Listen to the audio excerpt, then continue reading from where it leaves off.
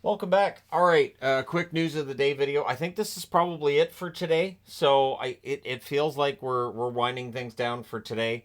It's now 6:30 on the East Coast, about 3:30 on the West Coast.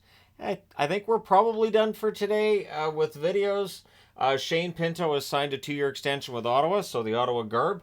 $3.75 million cap hit. That's very reasonable for Pinto, who definitely looked like a second line center for them this season, or this past season now. And yeah, he gets a chance to do it again for 2 more years. It kicks the can down the road, yes. It doesn't mean that everything's all wonderful and sunshine and rainbows, but it does mean that Shane Pinto is staying in Ottawa for the time being. I've seen nothing about this being a sign and trade. They moved out Joseph's contract to St. Louis in part so they could get this done. They still have a little bit of wiggle room there to add players should they choose to do so.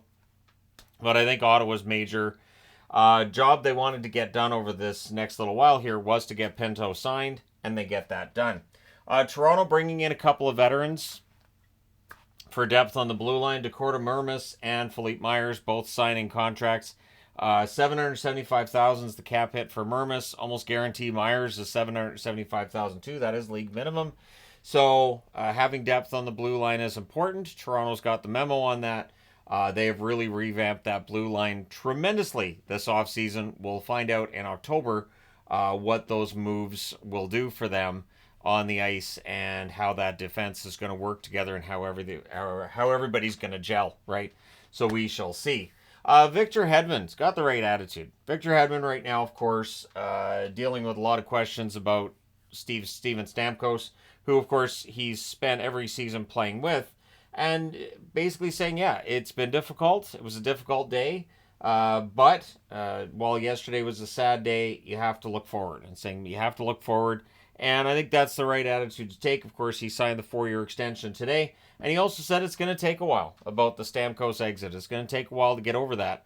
But my guess is that once we get into the first week of October, the players who are on that team now are going to be doing their best to earn their jobs. And yeah, I think Tampa Bay is going to be fine. I do. I think Tampa Bay is going to be okay. Hedman will be the next team captain. It's just a matter of when they make that announcement.